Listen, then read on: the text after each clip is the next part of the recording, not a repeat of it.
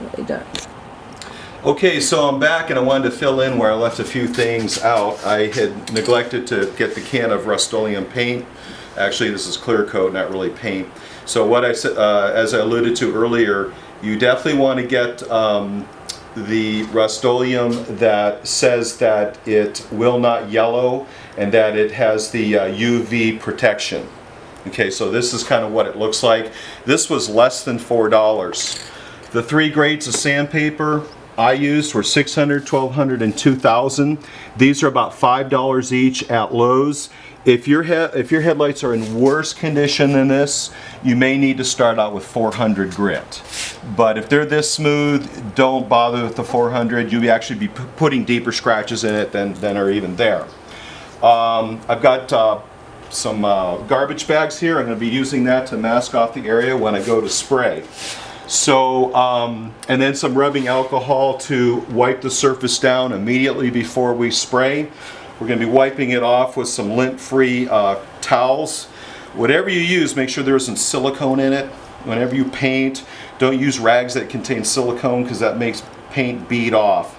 So I have now completed the sanding of this headlight. Again, the 3 grits, 6, 12, and 2000. I probably spent, what, 20 minutes maybe, total 20-25 minutes sanding.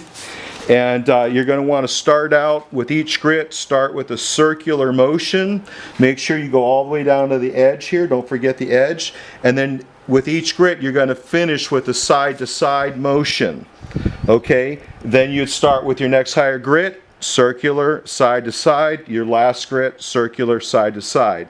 So now we're just simply, I sprayed it down real good and just even kind of wiped it with my hand to get all the plastic particles off. We're gonna wipe this headlight down to dry it off and get it ready for the painting. Now one thing I want you to notice is look how dull it looks.